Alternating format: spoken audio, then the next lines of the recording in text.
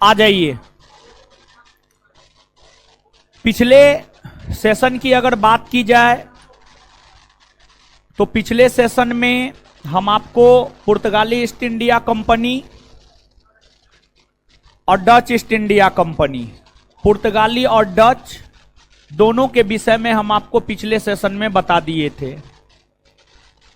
अब आज के सेशन में हम लोगों को आगे जो पढ़ना है वह ब्रिटिश ईस्ट इंडिया कंपनी के विषय में पढ़ना है। ब्रिटिश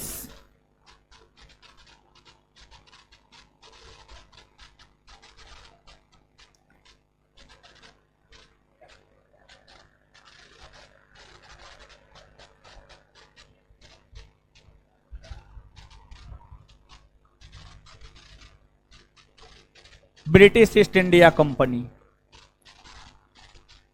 भारत के भीतर जितनी भी यूरोपीय कंपनियों का आगमन हुआ, उन सभी यूरोपीय कंपनियों में सबसे शक्तिशाली कंपनी बनकर ब्रिटिश ईस्ट इंडिया कंपनी ही उभरी थी। सबसे शक्तिशाली कंपनी बनकर ब्रिटिश ईस्ट इंडिया कंपनी उभरी थी और सबसे सख्ती से भारत में शासन भी ब्रिटिशों ने ही किया था।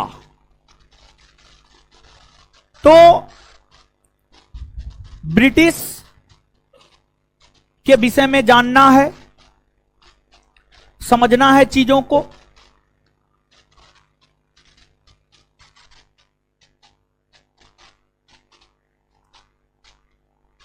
Merchant adventure, merchant adventure, merchant adventure नाम से कुछ व्यापारी,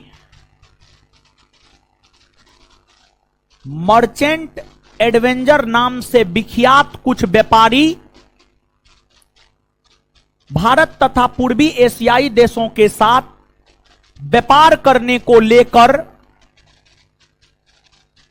1599 ईस्वी में एक कंपनी स्थापित किया। 1599 ईस्वी में जो कंपनी स्थापित किया गया, उस कंपनी को नाम दिया गया governor and company of merchant of London trading to East Indies. यही कंपनी संक्षिप्त रूप में ब्रिटिश ईस्ट इंडिया कंपनी के नाम से जानी जाती है। देखिए, जो ब्रिटिश ईस्ट इंडिया कंपनी है, इसकी स्थापना तो 1599 ईस्वी में हुई है, लेकिन जब आपसे पूछा जाए कंपनी की स्थापना कब हुई है, तब आपको 1599 नहीं बल्कि 1600 ईस्वी याद रखना है, क्योंकि जब भी ये प्रश्न आता है तो ऑप्शन में 1599 नहीं देता है, ऑप्शन में 1600 देता है। तो ऑप्शन के अकॉर्डिंग चीजों को याद रखना है। हम क्या बोले हैं आप समझिएगा। ये जो ब्रिटिश ईस्ट इंडिया कंपनी है, ब्रिटिश ईस्ट इंडिया कंपनी की स्थापना 1599 ईस्वी में हुआ है। ब्रिटिश ईस्ट इंडिया कंपनी की स्थापना 1599 ईस्वी में हुआ है और 1599 में इसकी स्थापना governor the the governor and company of merchant of London trading to the East Indies. इस नाम से कंपनी की स्थापना हुई और इस नाम से कंपनी की स्थापना 1599 ईस्वी में हुई और इसी कंपनी को संक्षिप्त रूप में ब्रिटिश ईस्ट इंडिया कंपनी कहा जाता है। यह कंपनी स्थापित 1599 में हुई है, यह सत्य है, लेकिन अगर आपसे पूछा जाए कब स्थापना हुई है तो आपको आंसर बताना है 1600। क्या बताना है? 1600, क्योंकि ऑप्शन में 1599 देता ही नहीं है, तो इसलिए ऑप्शन के अकॉर्डिंग जाना है और याद रखना है 1600।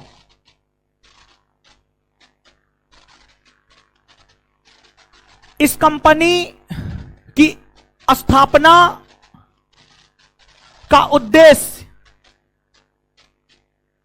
भारत और पूर्वी एशियाई देशों के साथ व्यापार करना था। इस कंपनी की स्थापना का उद्देश्य भारत और पूर्वी एशियाई देशों के साथ व्यापार करना था और इसलिए यह कंपनी स्थापित हुई। यह सरकारी कंपनी नहीं था, बल्कि यह एक प्राइवेट कंपनी था। यह एक निजी कंपनी था। यह एक निजी कंपनी था और इस निजी कंपनी में शुरुआती वर्षों में 217 साझीदार हुआ करता था। 217 साझीदार हुआ करता था। 217 पार्टनर हुआ करता था। मतलब इस कंपनी में 217 लोगों ने पैसा लगाया था। 217 लोगों ने पैसा लगाया था और यह कंपनी भारत में सफल रहा है। इस कंपनी के भारत में सफल होने के कई सारे कारण हैं, लेकिन उसमें एक कारण इस कंपनी के प्राइवेट होना भी है। प्राइवेट कंपनी अपने मन मुताबिक निर्णय लेने में सक्षम होती है और प्राइवेट कंपनी अपने मन मुताबिक निर्णय लेती है।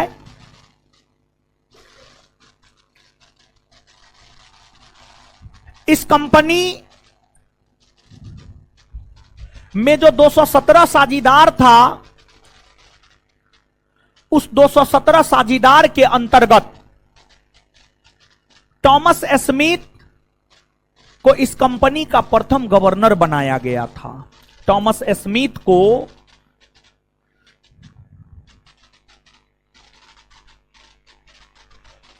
इस कंपनी का प्रथम गवर्नर बनाया गया था और इस कंपनी को भारत तथा पूर्वी एशियाई देशों के साथ व्यापार करने को लेकर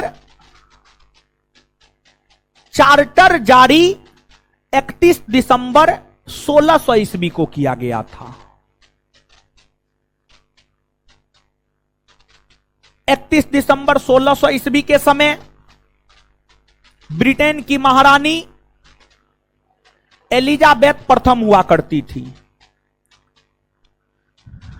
31 दिसंबर 1600 ईस्वी के समय ब्रिटेन की महारानी एलिजाबेथ प्रथम थी। और ब्रिटेन की महारानी जो एलिजाबेथ प्रथम थी, एलिजाबेथ प्रथम ने ही इस कंपनी को भारत तथा पूर्वी एशियाई देशों के साथ व्यापार करने को लेकर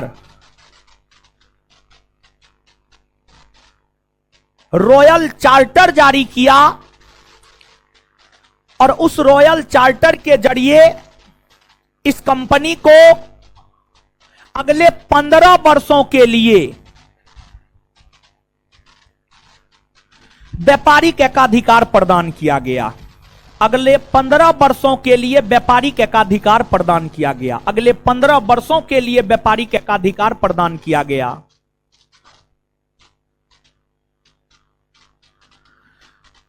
इस कंपनी को भारत तथा पूर्वी एशियाई देशों के साथ व्यापार करने का एकाधिकार 31 दिसंबर 1600 ईस्वी को प्राप्त हुआ।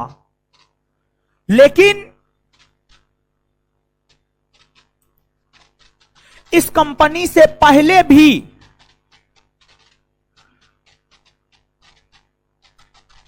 एक कंपनी था, उसको भारत के साथ व्यापार करने का एकाधिकार दिया गया था।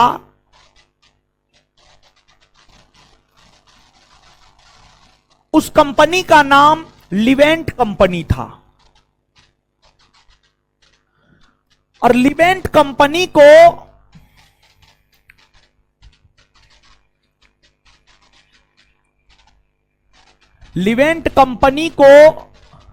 भारत तथा पूर्वी एशियाई देशों के साथ व्यापार करने का एकाधिकार 1592 में प्रदान किया गया था। 1592 में तो जो the governor and company of merchant of London trading to East Indies है, इसको तो व्यापार करने का एकाधिकार 31 दिसंबर 1600 ईस्वी को दिया जा रहा है। लेकिन इससे पहले 1592 ईस्वी में लिवेंट कंपनी को भारत तथा पूर्वी एशियाई देशों के साथ व्यापार करने का एकाधिकार दिया गया। लेकिन जो लिवेंट कंपनी था, लिवेंट कंपनी को स्थल मार्ग से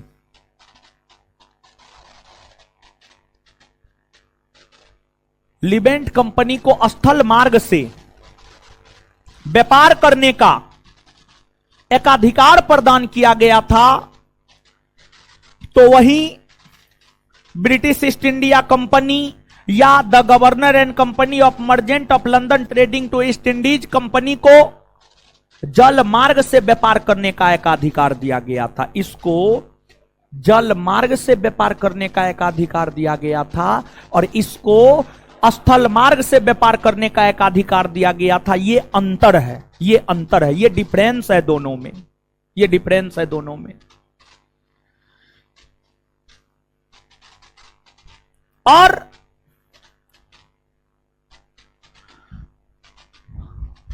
जो यह कंपनी है,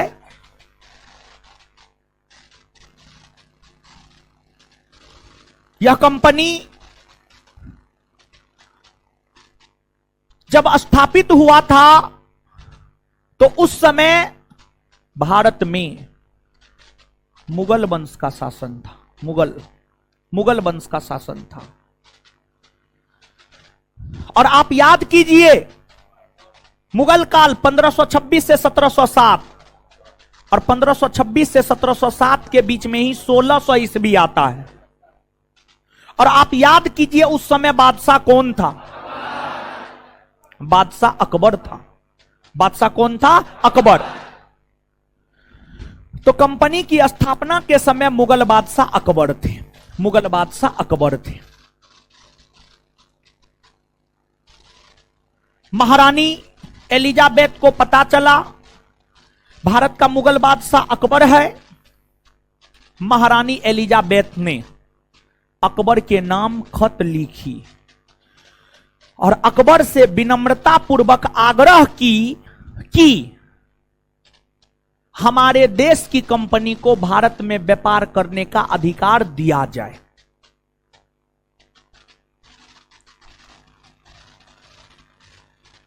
और फिर जब महारानी मुगल बादशाह के नाम खत लिखी तो इस कंपनी से संबंधित लोग भारत आना प्रारंभ कर दिए। इस कंपनी से संबंधित लोग भारत आना प्रारंभ कर दिए और इस कंपनी से संबंधित लोग भारत आकर व्यापार करने के प्रयास में जुट गए और उस व्यापार में ही इस कंपनी को काफी मुनाफा हुआ और औरंगजेब के बाद योग्य मुगल बादशाह भारत में नहीं हुए। एक तो कंपनी आर्थिक तौर पर मजबूत हो गया और दूसरा औरंगजेब के बाद अयोग्य मुगल बादशाह हुए। इन सभी कारणों से कंपनी काफी मजबूत हो गई और देखिए महारानी एलिजाबेथ अकबर के नाम से खत लिखी और उस खत को लेकर कंपनी के लोग भारत आए। भारत में मुगल बादशाह से मुलाकात किया और व्यापारिक छूट प्राप्त किया और व्यापार करना शुरू किया। यहां पर कई सारे फैक्ट हैं। एक फैक्ट यह है भारत आने वाला प्रथम अंग्रेज कौन है। दूसरा फैक्ट यह है स्थल मार्ग से भारत आने वाला प्रथम अंग्रेज कौन है। तीसरा फैक्ट यह है मुगल दरबार में आने वाला प्रथम अंग्रेज कौन है। तो ये तमाम फैक्ट है और ये जो तमाम फैक्ट है इस फैक्ट को आप समझिएगा और ध्यान से याद रखिएगा। भारत आने वाला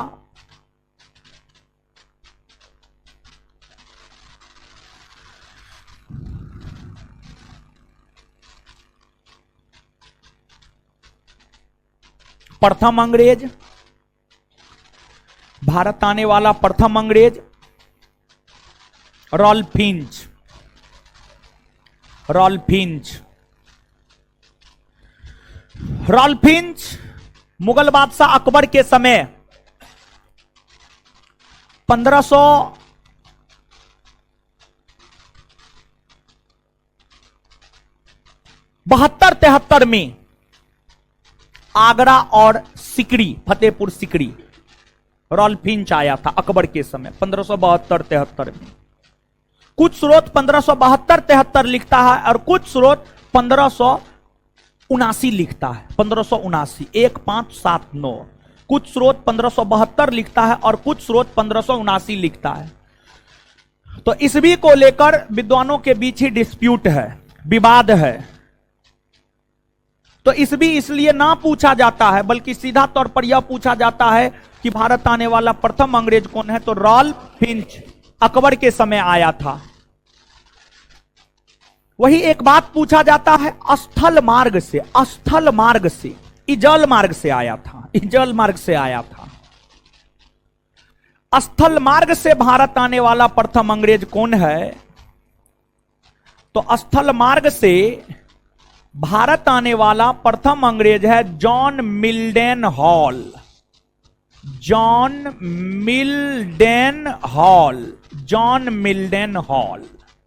1599 ईस्वी में ये आए थे। 1599 में फिर एक बात पूछा जाता है मुगल दरबार में आने वाले। देखिए ये लोग भारत आए लेकिन ये लोग मुगल दरबार में नहीं आए थे। ये लोग मुगल दरबार में नहीं पहुंचे थे। मुगल दरबार में ये लोग नहीं पहुंचे थे। मुगल दरबार में अपना उपस्थिति दर्ज करवाने वाला, मुगल दरबार में अपना उपस्थिति दर्ज करवाने वाला प्रथम अंग्रेज हुआ captain Hawkins. Captain Hawkins, captain Hawkins.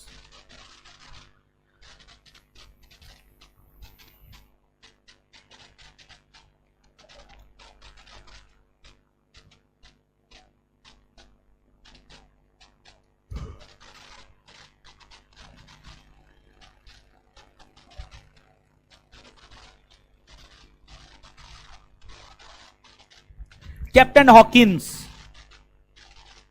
Captain Hawkins की बातों को आगे बढ़ाएंगे, लेकिन थोड़ा सा एक बार पीछे लेकर के जाते हैं हम आपको। थोड़ा सा एक बार और पीछे होइए, फिर यहां से बात कंटिन्यू होगा। पीछे आपको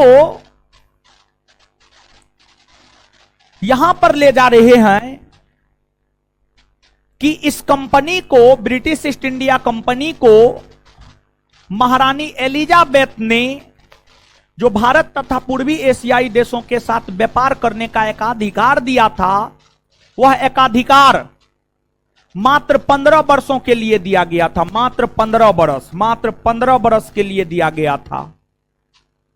लेकिन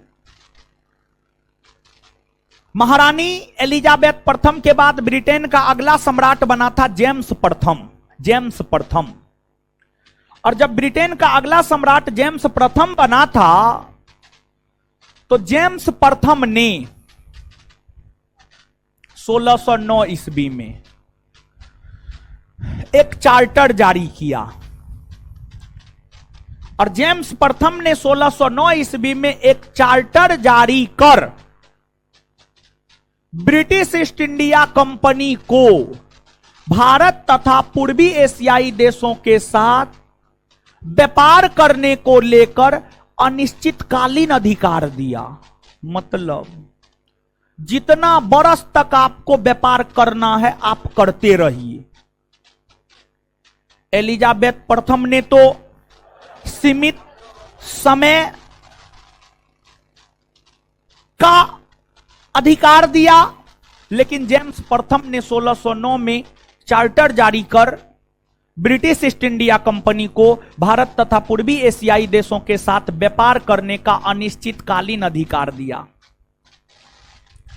अनिश्चितकालीन अधिकार दिया, यानी जब तक करना है अपना करते रहिए, कोई दिक्कत ना है। और देखिए, जो आपको जेम्स प्रथम है, ब्रिटेन के सम्राट जेम्स प्रथम, ब्रिटेन के सम्राट जेम्स प्रथम का ही राजदूत बनकर, ब्रिटेन के सम्राट जेम्स प्रथम का ही राजदूत बनकर कैप्टन हॉकिंस जहांगीर के दरबार में उपस्थित हुआ था। कैप्टन हॉकिंस जहांगीर के दरबार में उपस्थित हुआ था। कैप्टन हॉकिंस जहांगीर के दरबार में उपस्थित हुआ था। और कैप्टन हॉकिंस था तो अंग्रेज, लेकिन जब कैप्टन हॉकिंस जहांगीर के दरबार में आ रहा था, तो आने से पहले मुगलों की राजकीय भाषा फारसी भाषा कैप्टन हॉकिंस सीख लिया था, ताकि बात करने में कठिनाई ना हो। कैप्टन हॉकिंस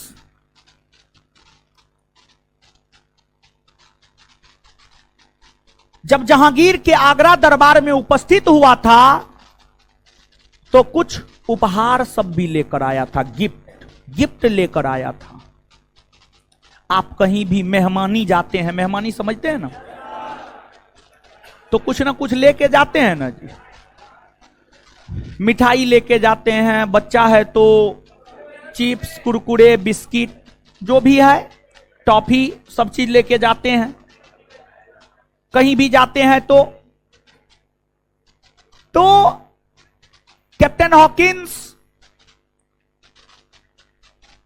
कुछ गिफ्ट लेकर जहांगीर के दरबार में आया, और कैप्टन हॉकिंस के साथ विलियम फिंच भी जहांगीर के दरबार में आया था।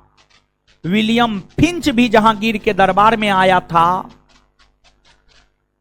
और विलियम फिंच ने ही जहांगीर की प्रेमिका अनारकली, कैप्टन हॉकिंस के साथ विलियम फिंच आया था और विलियम फिंच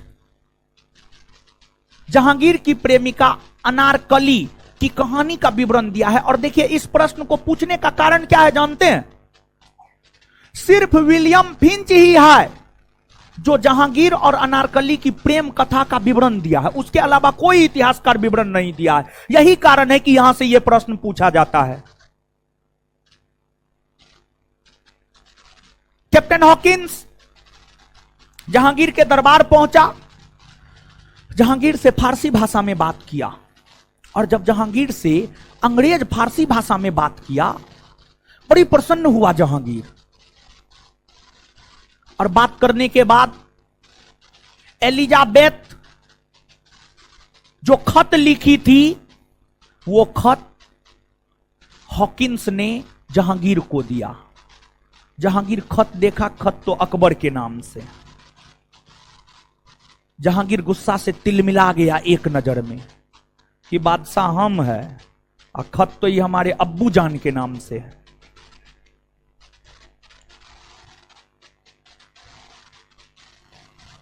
और उस समय अंग्रेजों का तो आगमन ही हुआ था। उसके पहले से भारत में पुर्तगालियों का व्यापार था। तो जहांगीर को लगा अगर अंग्रेज को व्यापारिक छूट दे देंगे तो पुर्तगाली विद्रोह ना कर दे। जहांगीर के दिमाग में बहुत सारी बातें गई।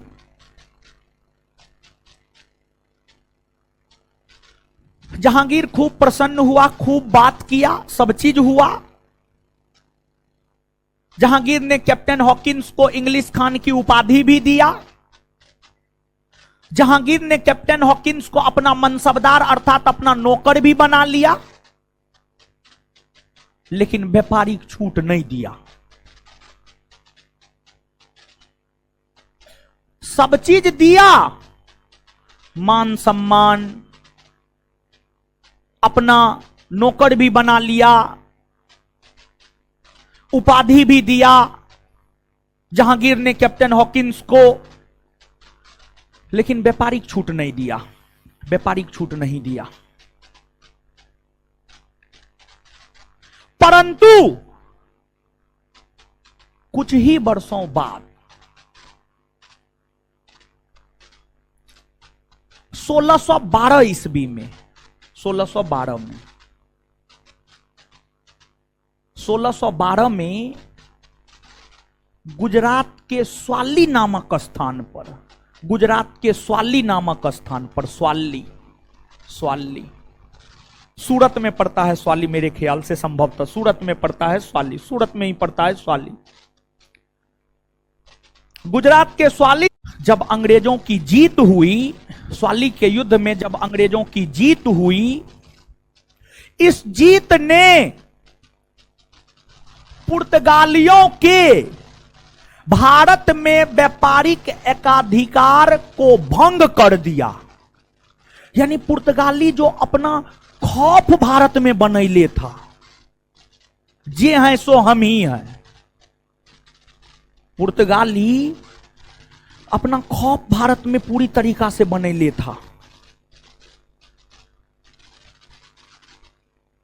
उस खौफ का अंत स्वाली के युद्ध से हुआ। उस खौफ का अंत स्वाली के युद्ध से हुआ, जब अंग्रेजों ने पुर्तगालियों को युद्ध में पराजित कर दिया।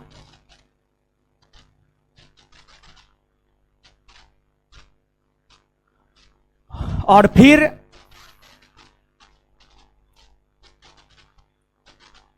कैप्टन हॉकिंस तो व्यापारिक छूट लेने में असफल हो गया था। कैप्टन हॉकिंस के बाद ब्रिटेन के सम्राट जेम्स प्रथम ने 1615 ईस्वी में अपना राजदूत बनाकर सर टॉमस रो को भेजा।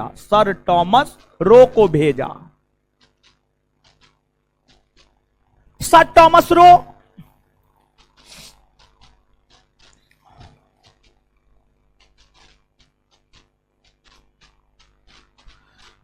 जहांगीर के दरबार में 1615 में आया, जहांगीर के अजमेर दरबार में उपस्थित हुआ था, और कैप्टन हॉकिंस आगरा दरबार में उपस्थित हुआ था, और ई जो है अजमेर दरबार में उपस्थित हुआ था।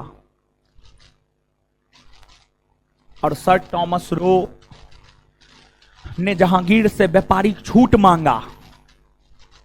जहांगीर पहले ये से तैयार बैठा हुआ था कि अब अगर आएगा ना कोई भी, दे देंगे उसको व्यापारिक छूट। तो सर टॉमस रो जब जहांगीर के अजमेर दरबार में उपस्थित हुआ और जहांगीर से व्यापारिक छूट की मांग किया, तब फिर जहांगीर ने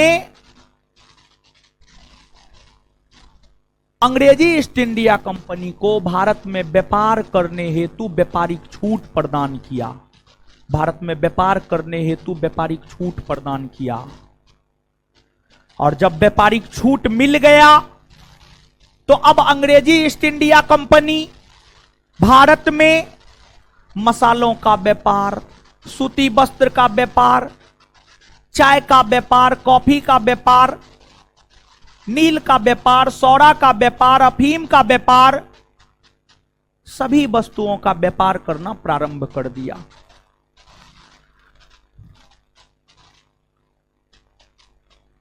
तो ध्यान दीजिएगा, यहां पर कंपनी की स्थापना, ब्रिटिश ईस्ट इंडिया कंपनी की स्थापना मुगल बादशाह अकबर के समय हुई।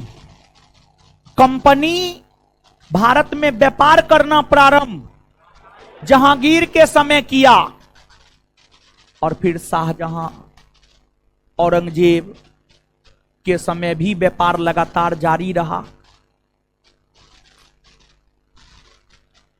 और कंपनी का व्यापार 1833 ईस्वी तक जारी रहा।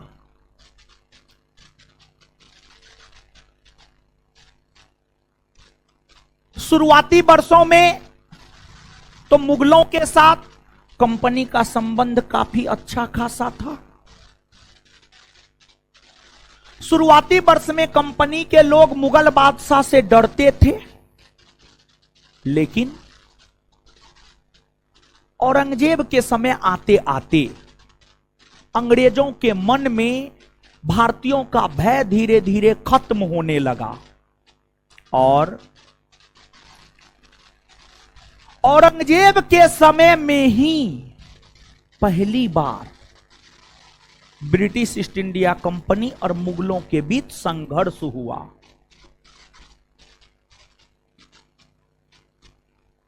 और उस संघर्ष के बाद, उस संघर्ष में तो औरंगजेब की जीत हुई। अंग्रेजों ने माफी मांगा, औरंगजेब से जुर्माना दिया, फिर औरंगजेब माफ कर दिया, फिर से व्यापार करने का अधिकार दिया औरंगजेब। लेकिन जब 1707 में औरंगजेब का निधन हो गया तो जो साहेब खबर, लंपट मूर्ख, घृणित कायर, रंगीला बादशाह सब पैदा हुए। इन अयोग्य बादशाहों का फायदा ब्रिटिश ईस्ट इंडिया कंपनी ने उठाया, और कंपनी ने अयोग्य मुगल बादशाह का फायदा उठाते हुए अपने आप को भारत में स्थापित किया। और भारत के अलग अलग भागों में, पश्चिमी भारत, पूर्वी भारत, दक्षिणी भारत में अपने आप को स्थापित किया, अपना व्यापारिक कारखाना खोला, और लगातार अपने व्यापार को जारी रखने का काम किया। अब देखिए यहां पर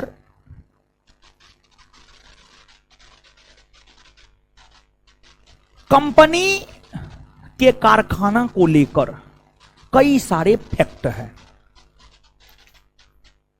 कंपनी के कारखाना को लेकर जो कई सारे फैक्ट है, उस फैक्ट को देखते हैं आगे हम लोग।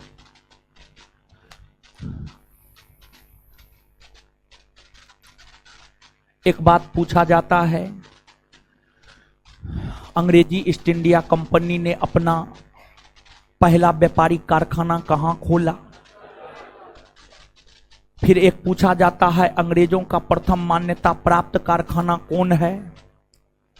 फिर एक पूछा जाता है, सुनहला फरमान अंग्रेजों के लिए किसने जारी किया? फिर एक पूछा जाता है, अंग्रेजों के लिए मैग्ना कार्टा किसने जारी किया? ये सब फैक्ट है। फिर एक पूछा जाता है, अंग्रेजों को कलकत्ता, मुंबई, मद्रास कैसे प्राप्त हुआ? क्योंकि कलकत्ता, मुंबई, मद्रास को ही अंग्रेजों ने अपना मुख्यालय नगर बनाया था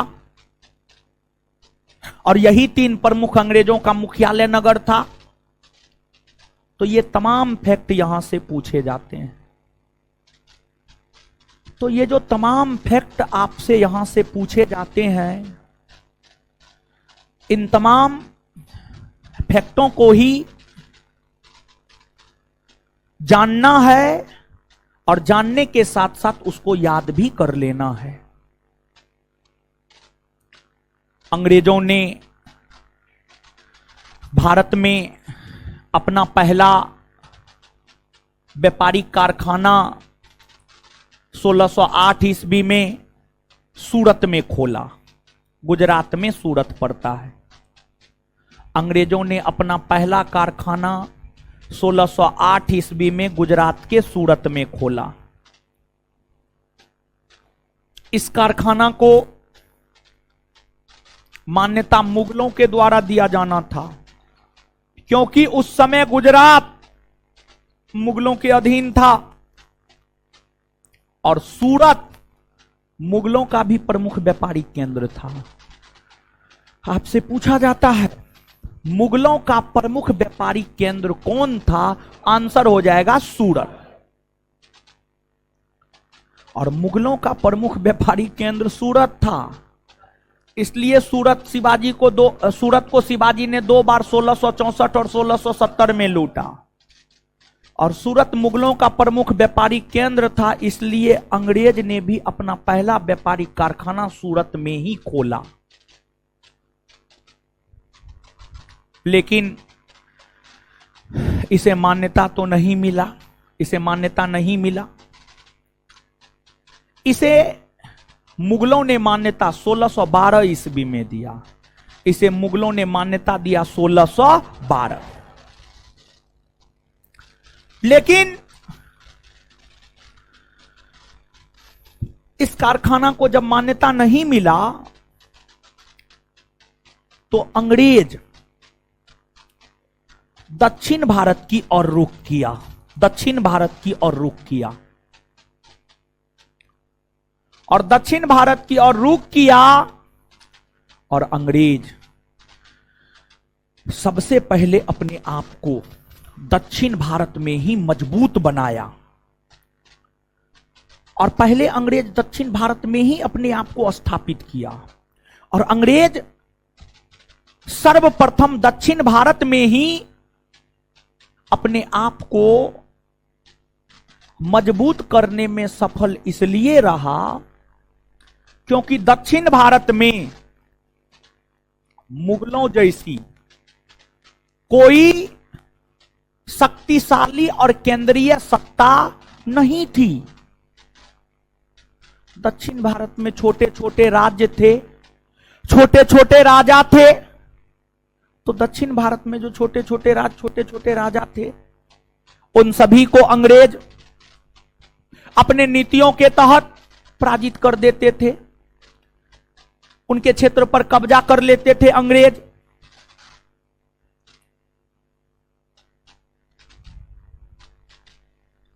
तो अंग्रेजों ने पहले अपने आप को दक्षिण भारत में स्थापित किया और अंग्रेजों ने अपनी दूसरी कारखाना आंध्र प्रदेश के मसूलीपट्टनम में,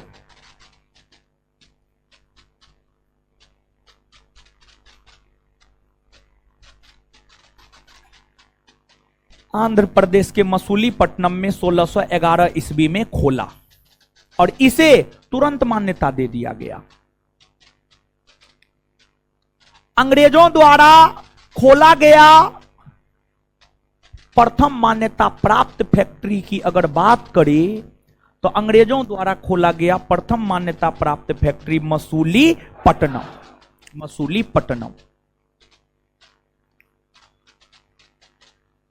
फिर अंग्रेजों ने भारत के अलग अलग शहरों में, अहमदाबाद में, पटना में तथा भारत के अन्य शहरों में अपना व्यापारिक कारखाना खोला और अपने व्यापार को सुचारू ढंग से आगे बढ़ाने का काम किया।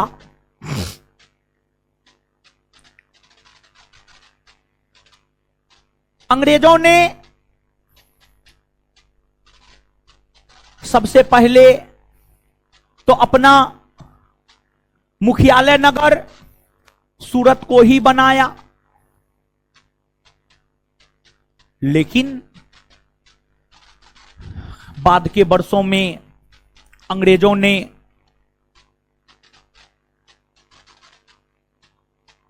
मुंबई, मद्रास और कोलकाता, मुंबई, मद्रास और कोलकाता पर कब्जा किया और मुंबई, मद्रास और कोलकाता पर कब्जा करके इन शहरों को अपना मुख्यालय नगर अंग्रेज ने बनाया। अब अंग्रेजों को मुंबई, मद्रास और कोलकाता कैसे प्राप्त हुआ? सबसे पहले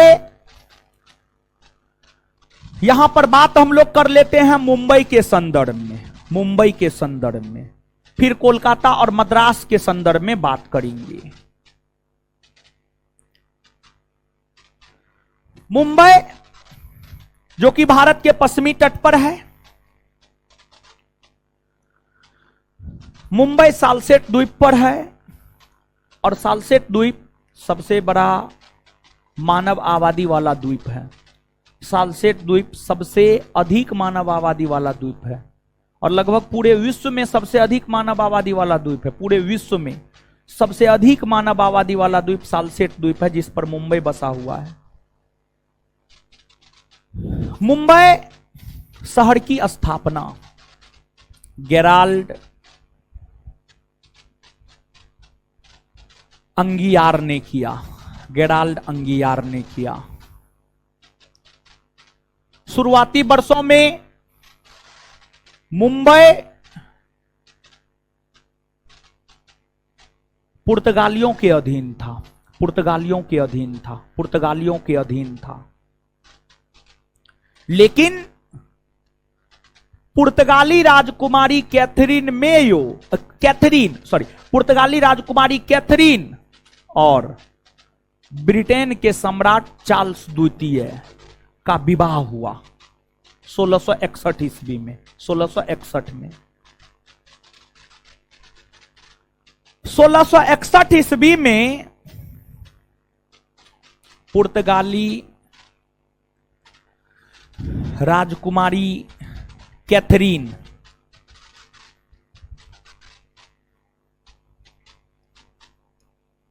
और ब्रिटेन के सम्राट चार्ल्स द्वितीय,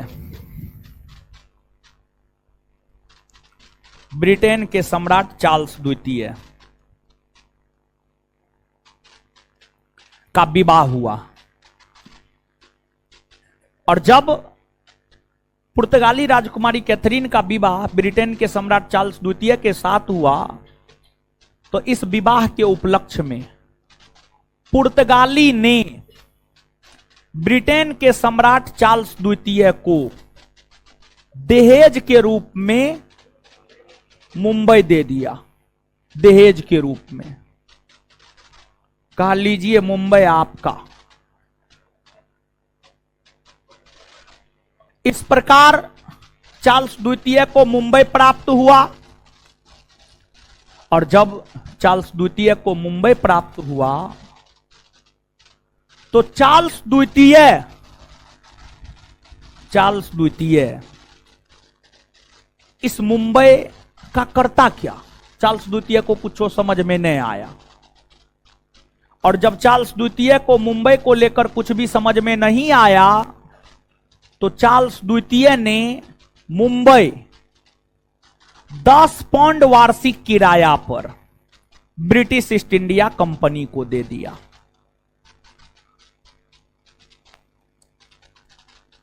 £10 वार्षिक किराया पर ब्रिटिश ईस्ट इंडिया कंपनी को दे दिया मुंबई। यानी ब्रिटिश ईस्ट इंडिया कंपनी को कहा कि लीजिए आप मुंबई, हमको £10 वार्षिक किराया दे दीजिएगा। इस प्रकार ब्रिटिश ईस्ट इंडिया कंपनी को मुंबई प्राप्त हुआ, और जब ब्रिटिश ईस्ट इंडिया कंपनी को मुंबई प्राप्त हुआ तो मुंबई को अपने अधीन कर लिया ब्रिटिश ईस्ट इंडिया कंपनी। समुद्री नगर था, बंदरगाह नगर था वो। कोई भी जहाज आकर, समुद्री जहाज आकर मुंबई बंदरगाह पर रुकता था।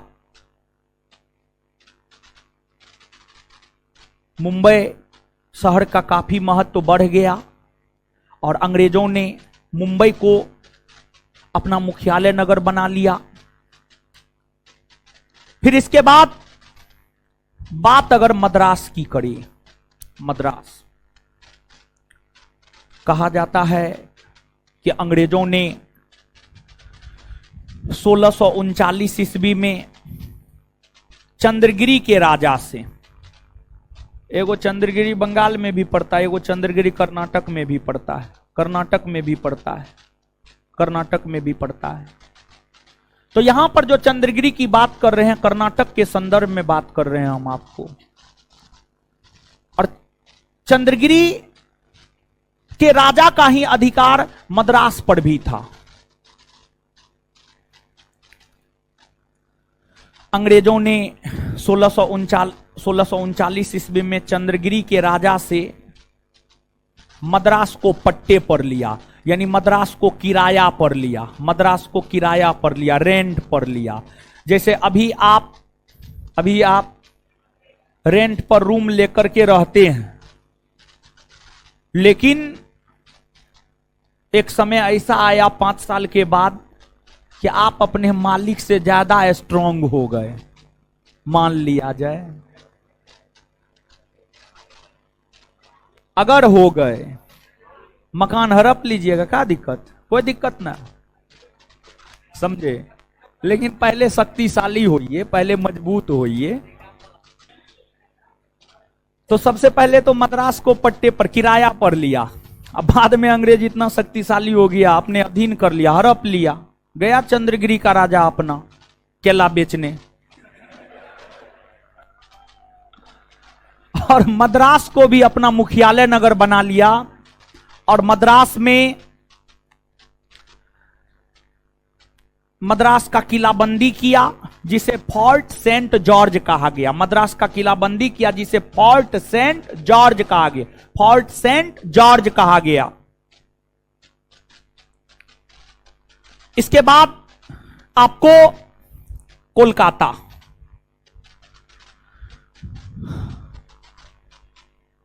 कोलकाता बंगाल में है। बंगाल मुगलों के अधीन हुआ करता था, और मुगल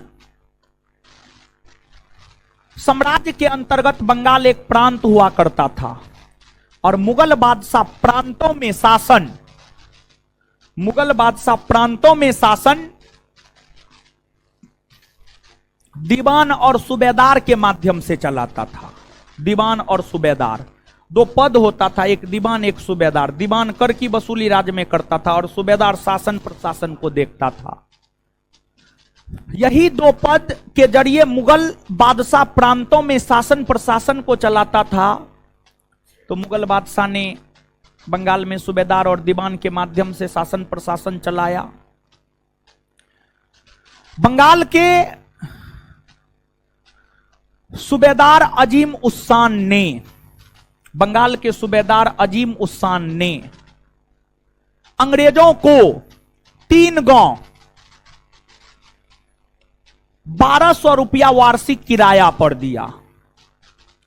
और अंग्रेजों को 3 गांव 1200 रुपया वार्षिक किराया पर बंगाल के सूबेदार अजीम उस्सान ने दिया। और जो 3 गांव किराया पर दिया था उस 3 गांव का नाम था सूतानती, कालीकाटा और गोविंदपुर। ये 3 गांव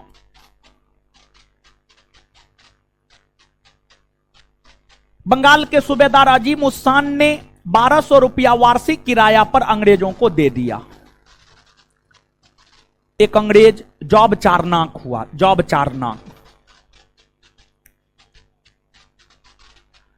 चारनाक ने इन तीनों गांव को मिलाकर एक शहर की स्थापना कर लिया।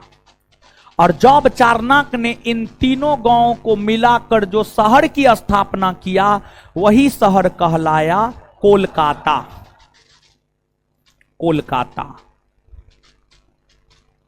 और अंग्रेजों ने कोलकाता को भी अपना मुख्यालय नगर बनाया। और अंग्रेजों ने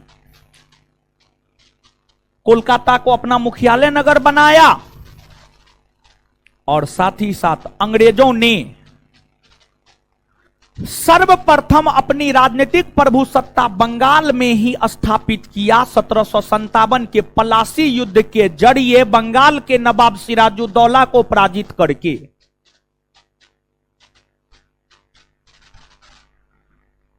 अंग्रेजों ने बंगाल से ही भारत में शासन का सूत्रपात किया और इसलिए बंगाल के भीतर जॉब चारनाक द्वारा स्थापित कोलकाता नामक शहर को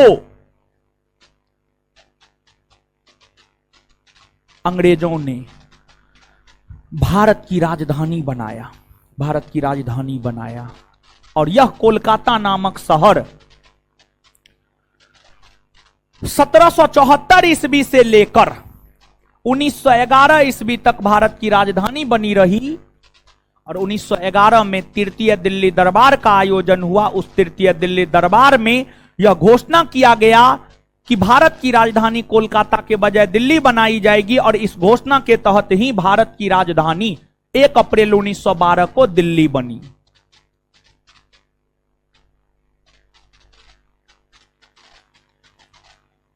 तो अंग्रेजों ने मुंबई, मद्रास, कोलकाता तीनों पर कब्जा किया, तीनों को मुख्यालय नगर बनाया और अपना व्यापार लगातार जारी रखा। अब आगे जानना है किसने और कब व्यापारिक छूट दिया। जो व्यापारिक छूट अंग्रेजों के लिए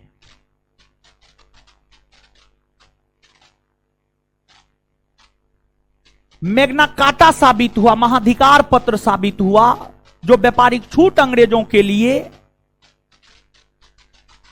बेहतर साबित हुआ।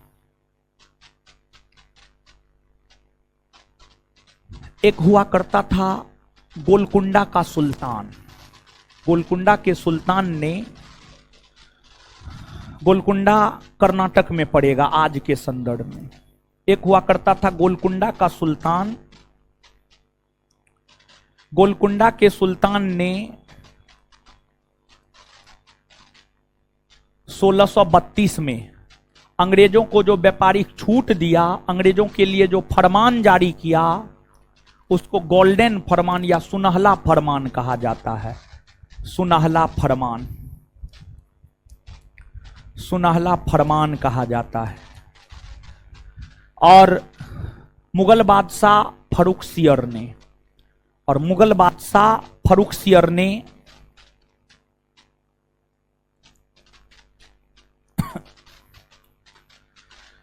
1717 ईस्वी में, मुगल बादशाह फर्रुखसियर ने 1717 ईस्वी में जो अंग्रेजों को व्यापारिक छूट दिया, वह व्यापारिक छूट अंग्रेजों के लिए मैग्ना कार्टा साबित हुआ। अर्थात महाधिकार पत्र साबित हुआ, महाधिकार पत्र साबित हुआ। मतलब बहुत बड़े अधिकार। देखिए हुआ क्या था जानते हैं?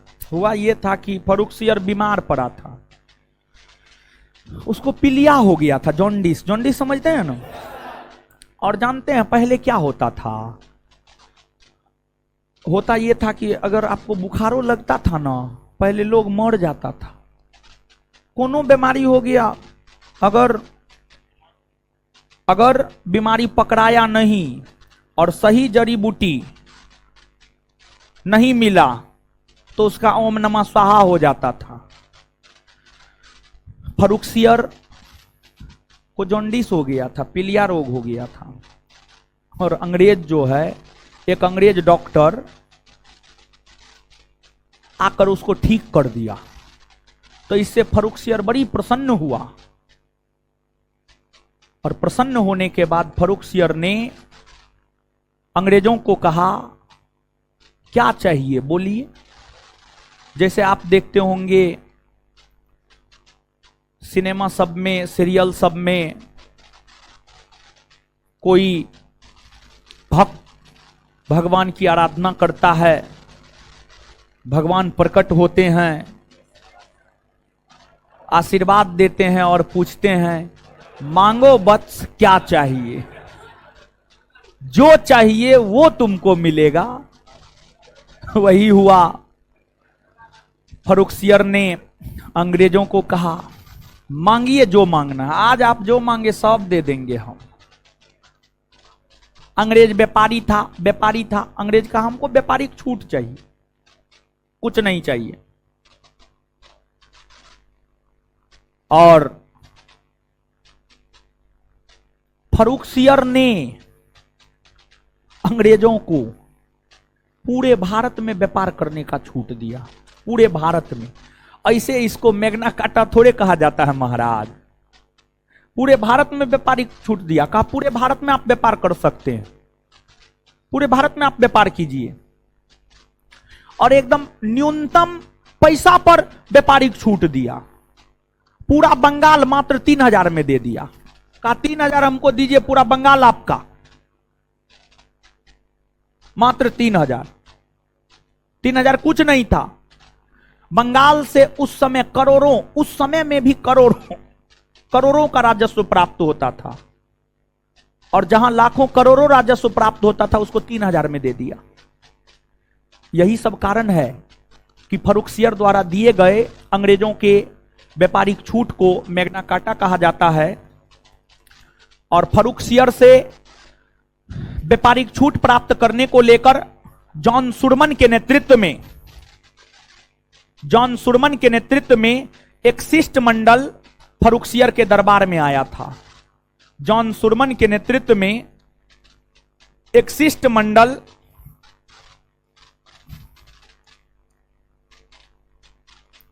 फर्रुखसियर के दरबार में आया था। जॉन सुरमन के नेतृत्व में एक शिष्टमंडल फर्रुखसियर के दरबार में आया था और व्यापारिक छूट लिया, मजे में व्यापार करने लगा।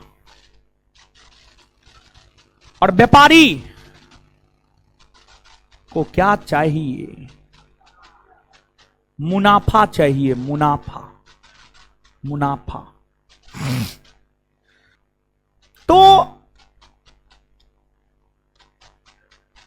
अंग्रेजों ने देखा कि भारत का सबसे समृद्ध प्रांत बंगाल है।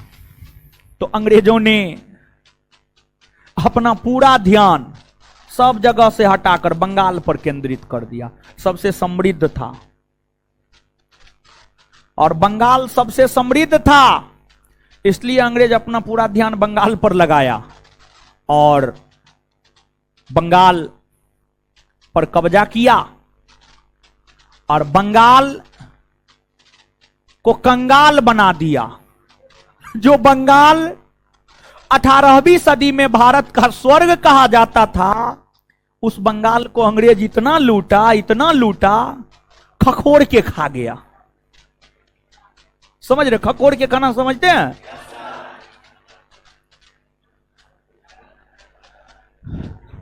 बंगाल को कंगाल बना दिया,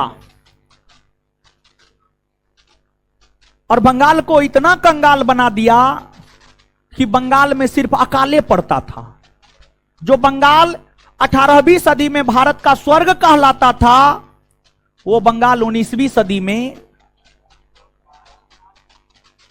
अकालों का राज कहलाने लगा। बंगाल को इतना लूटा, कुछ नहीं छोड़ा। पूरा बंगाल का जो है ना, बंगाल का खून निचोड़ लिया, समझ गए। बंगाल का दोहन किया और बंगाल से ही तो अंग्रेज मालामाल हुआ और बंगाल से ही तो अंग्रेजों को पहचान मिली। जैसे चंपारण से गांधी जी को पहचान मिली, वैसे अंग्रेजों को बंगाल से पहचान मिली। इसलिए इतिहास में एक चैप्टर हम लोगों को पढ़ना होता है, बंगाल में ब्रिटिश ईस्ट इंडिया कंपनी के शासन की स्थापना। बंगाल में ब्रिटिश ईस्ट इंडिया कंपनी के शासन की स्थापना, यह अंग्रेजी ईस्ट इंडिया कंपनी के विषय में हुआ।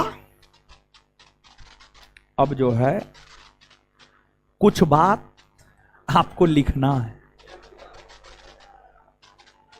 लिखिए अब कुछ बात पहले।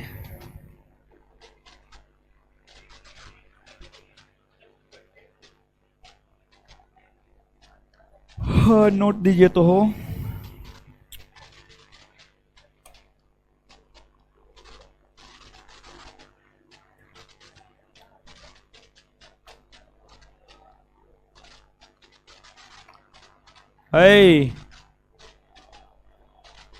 लिखिए।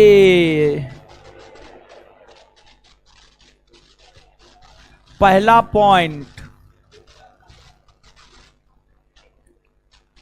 स्टार मार के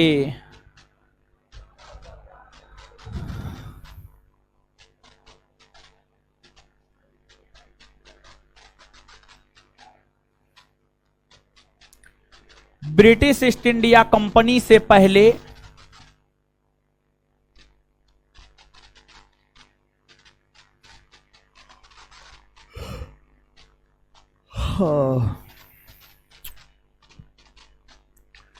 ब्रिटिश ईस्ट इंडिया कंपनी से पहले भारत में व्यापार करने का एकाधिकार ब्रिटिश ईस्ट इंडिया कंपनी से पहले भारत में व्यापार करने का एकाधिकार 1592 ईस्वी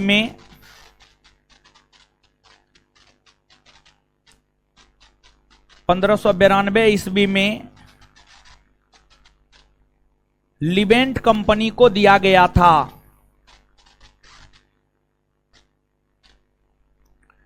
1592 ईस्वी में लिबेंट कंपनी को दिया गया था,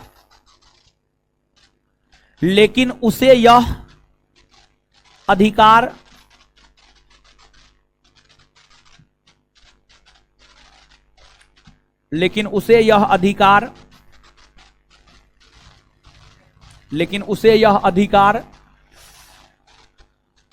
स्थल मार्ग से व्यापार करने को लेकर दिया गया था।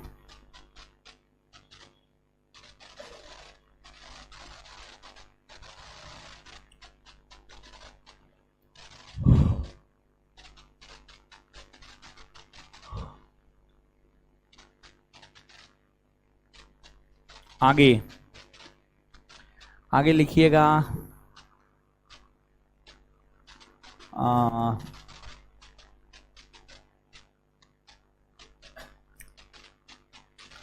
1612 ईस्वी में, नेक्स्ट पॉइंट, अगला पॉइंट, 1612 ईस्वी में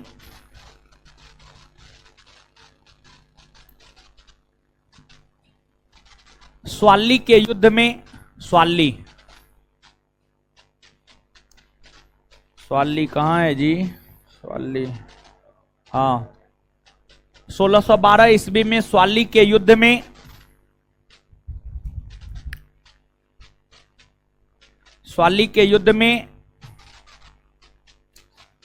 अंग्रेज सेनापति थॉमस बेस्ट के नेतृत्व में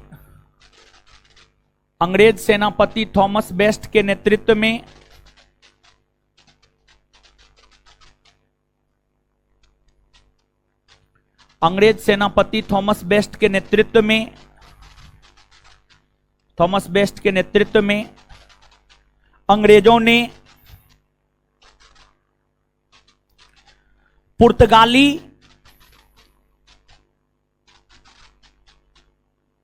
कंपनी को भारत में पराजित कर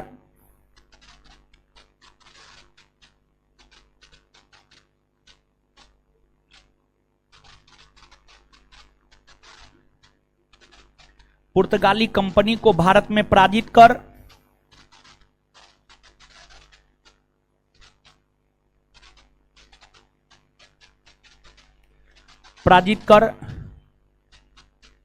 पुर्तगालियों की सर्वोच्चता को समाप्त कर दिया। पुर्तगालियों के सर्वोच्चता को समाप्त कर दिया।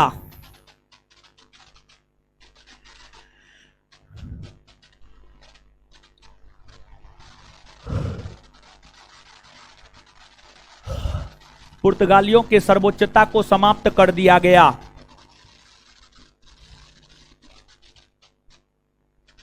आगे लिखिए।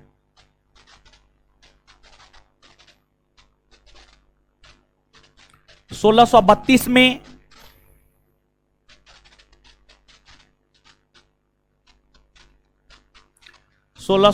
में गोलकुंडा के सुल्तान ने 1632 में गोलकुंडा के सुल्तान ने अंग्रेजों के लिए सुनहला फरमान जारी किया। 1632 में गोलकुंडा के सुल्तान ने अंग्रेजों के लिए सुनहला फरमान जारी किया।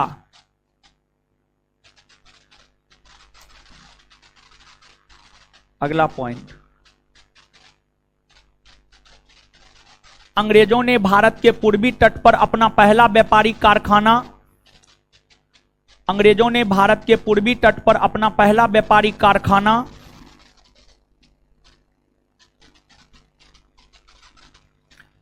अंग्रेजों ने भारत के पूर्वी तट पर अपना पहला व्यापारिक कारखाना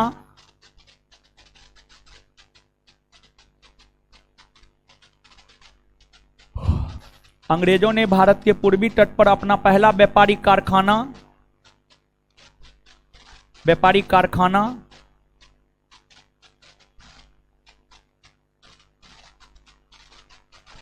पहला व्यापारिक कारखाना उड़ीसा के बालासोर में उड़ीसा के बालासोर में 1633 ईस्वी में खोला। उड़ीसा के बालासोर में 1633 ईस्वी में खोला।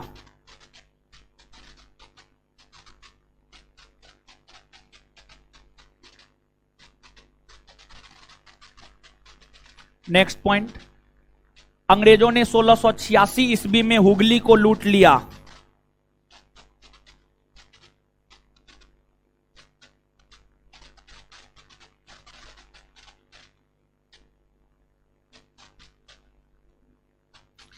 अंग्रेजों ने 1686 ईस्वी में हुगली को लूट लिया, जिसके परिणाम स्वरूप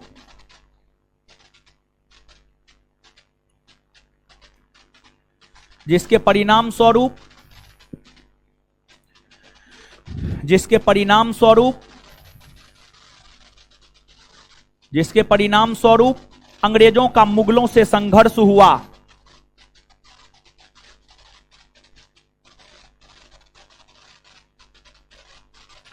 जिसके परिणाम स्वरूप अंग्रेजों का मुगलों से संघर्ष हुआ। जिसके परिणाम स्वरूप अंग्रेजों का मुगलों से संघर्ष हुआ। जिसके परिणाम स्वरूप अंग्रेजों का मुगलों से संघर्ष हुआ।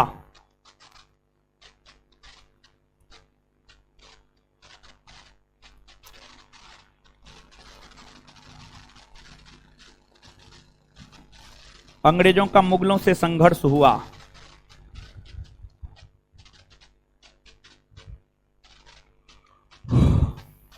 एक पॉइंट और लिखिएगा।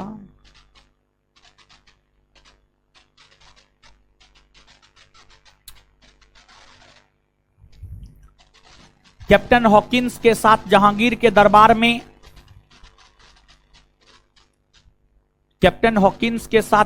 के दरबार में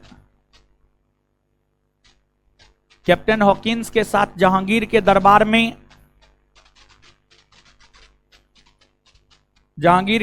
में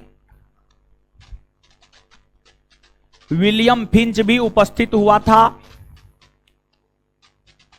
विलियम फिंच भी उपस्थित हुआ था।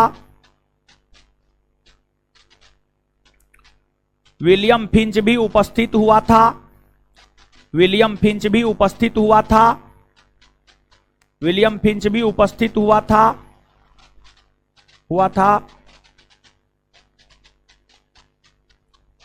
जिसने अनारकली की दंत कथा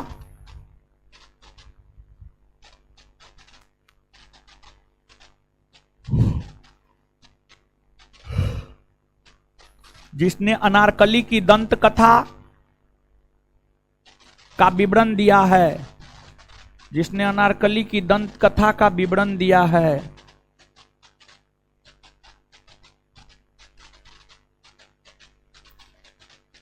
चलिए, और सब मजे में है। याद कीजिए, याद करवाए बिना थोड़े जाने देंगे। चलिए, ब्रिटिश ईस्ट इंडिया कंपनी की स्थापना कौन नाम से हुआ है?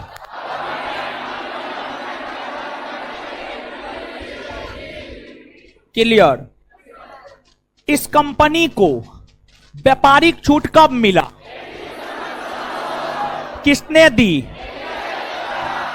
इस कंपनी को अनिश्चितकालीन व्यापारिक एकाधिकार किसने दिया? ब्रिटिश ईस्ट इंडिया कंपनी से पहले व्यापार करने का अधिकार किस कंपनी को दिया?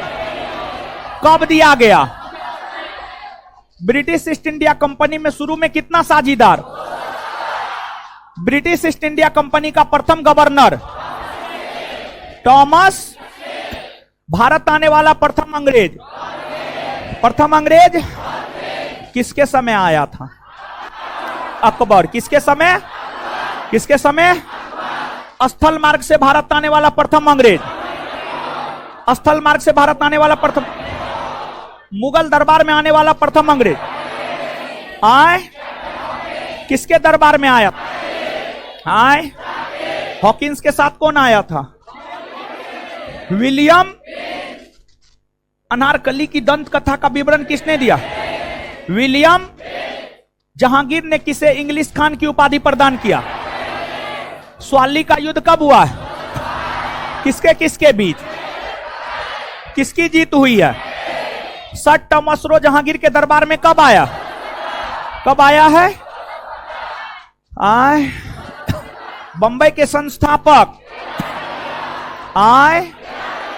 पुर्तगाली राजकुमारी कैथरीन का विवाह किस ब्रिटेन के सम्राट के साथ हुआ? चार्ल्स।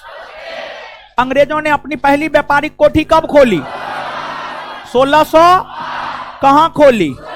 कहां? चंद्रगिरी के राजा से मद्रास को पट्टे पर कब लिया? चलिए, कौन से 3 गांव को मिलाकर कोलकाता शहर बसाया गया? सूतानदी, कालीकाटा और कोलकाता के संस्थापक। सुनहला फरमान कब जारी हुआ? किसने जारी किया? सुनहला फरमान कब जारी हुआ? किसने जारी किया? अंग्रेजों के लिए मैग्ना कार्टा किसकी घोषणा को कहा? फर्रुखसियर 1700। और फर्रुखसियर के दरबार में किसके नेतृत्व में एक शिष्टमंडल व्यापारिक छूट प्राप्त करने के लिए आया? जॉन। क्लियर है? याद हो गया ना? इससे आगे जो है अगले क्लास में देखेंगे।